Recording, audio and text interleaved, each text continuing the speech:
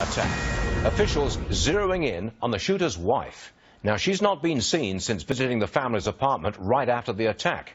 A grand jury investigating whether to bring charges. So where is she, and what charges could she face?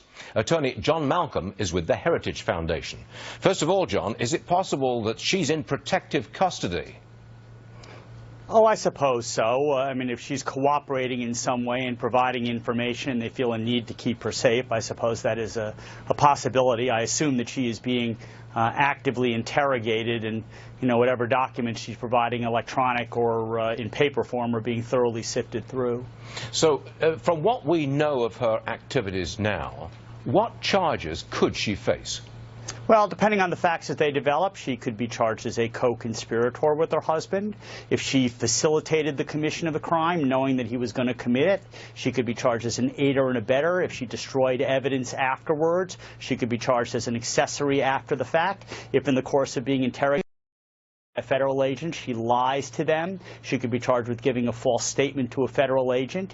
If she actively tried to conceal her husband's involvement or the involvement of co-conspirators, she could be charged with a somewhat obscure felony called misprision of a felony.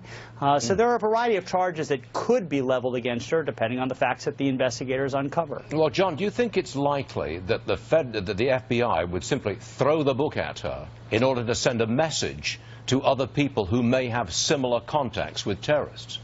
Oh, I suppose that's a possibility. They don't want anybody who's going to facilitate acts of terrorism. Certainly they would also want to lean on her if they think that she has any information about contacts that her husband might have had, co-conspirators, either at the mosque that he attended or perhaps from his unexplained Saudi trips. So if they think that she has information, they will want to lean on her in every conceivable way they can. Let me straighten out a legal point here. Sure. If she helped the terrorist in any way, helped him, she's culpable. But if she just simply failed to tell anybody about what he was up to, that's irrelevant, no charges. Is that legally accurate?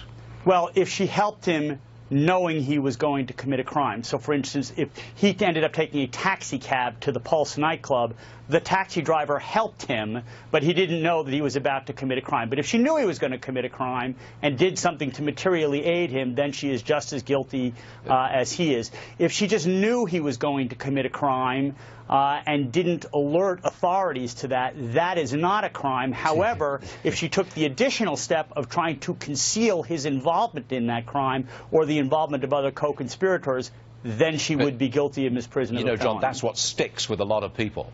The failure to say anything, knowing what he was going to do. Now, that sticks in a lot of people's throats. It does. No, that's right. However, they can know or suspect what people are going to do, but if they are not aiding them in some way, either to commit the crime or cover up what they did, we do not make it a crime for people who have to, spill what they know. John Malcolm, thank you for joining us, sir. Appreciate it. My pleasure.